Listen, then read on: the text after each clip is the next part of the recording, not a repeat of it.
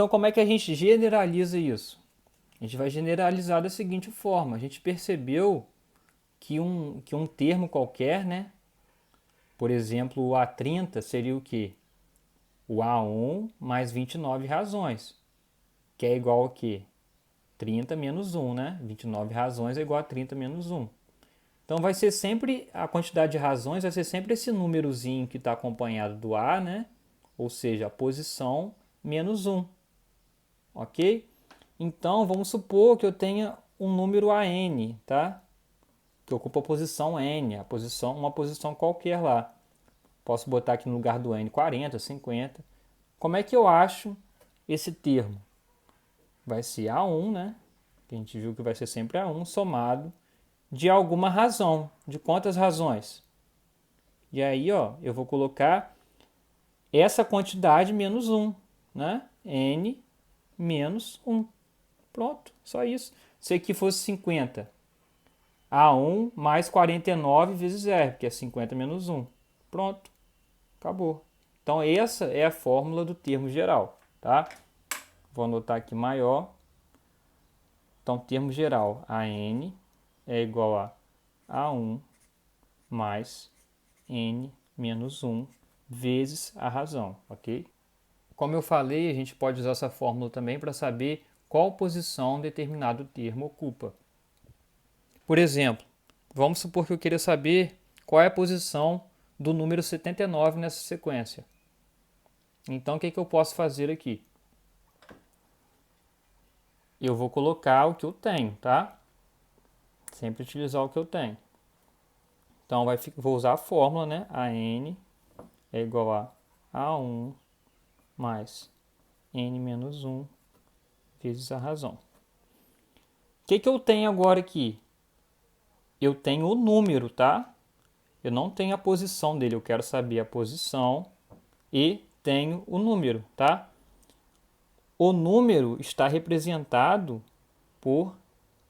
pelo AN, tá? O número é isso aqui. Lembra que o A20, ó, é o número que ocupa a posição 20. O A4 é o número que ocupa a quarta posição. O AN é o número que ocupa a posição que eu quero saber. Então, 79, né? 79 vai ser o número que eu quero saber a posição dele. A1 a gente sabe, né? O A1 é quanto? 4. Mais N menos 1. O que é o N? O N é a posição. O N é a posição do termo, tá? Vezes a razão, que é quanto? 3. O que eu posso fazer aqui? Ó? Posso passar esse 4 para lá diminuindo, ou diminuir de ambos os membros 4. Vai ficar 75, né? Igual a N menos 1 vezes 3. E aí, ó, vou dividir tudo por 3. Vai ficar que 75 dividido por 3 é igual a N menos 1. E isso aqui, eu vou chegar aqui. N menos 1 é igual a quanto? 25, né? Ou seja, N é igual a 25 mais 1, igual a 26. Ou seja, o número 79 ocupa a 26ª posição nessa PA. Então, só vou nomear agora o que significa cada coisa na fórmula.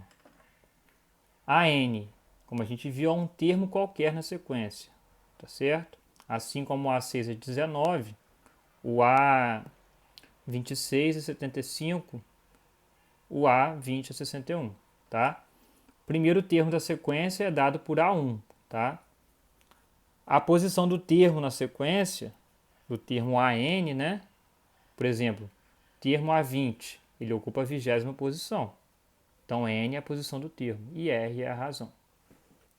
Agora nós vamos ver como escrever algebricamente o pensamento de Gauss, que é o da soma dos termos de uma PA. Bem, o que Gauss fez?